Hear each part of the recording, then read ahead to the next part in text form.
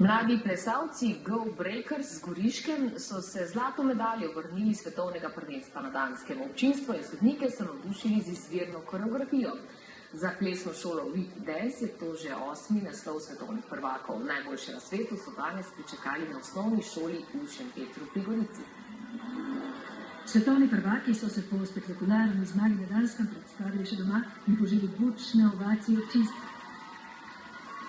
Do svetovne lovorike pa je dolga pot podkovana z neštetimi urami treninga, toda trud je bil poplačan. Ja, nepopizno čutno. Kaj je bilo najtežje pred nastopom trema, sam nastop izvesti? Trema in nastop govore. Kaj pa je najtežji element v tej točki, s katero ste zmagali? Meni so stopničke, da tečem po ljudeh in potem naredim salto naprej.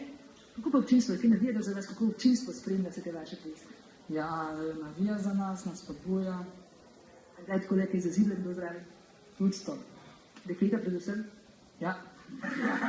A so tu pri vseh športih poznamo žulje, muskel, fibre, kaj pa tukaj tiste, kar je največja posledica tu?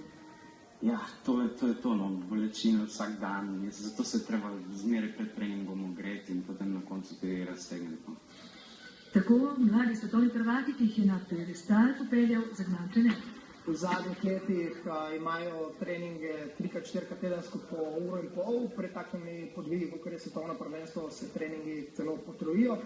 Plesni akrobati s svojimi adrenalinskimi doživetji zdaj navdušujejo domače občinstvo. Ste že dojeli, da ste res najboljši na svetu? Skoraj. Ne skoraj, ampak čisto zares so na vrhu sveta. In da uspeti tudi ena najlepših daril ob desetletnici kluba, ki na Goriškem, v Kopru in Ljubljani združuje skoraj 200 plesalcev. Zdaj pa Ivankovce.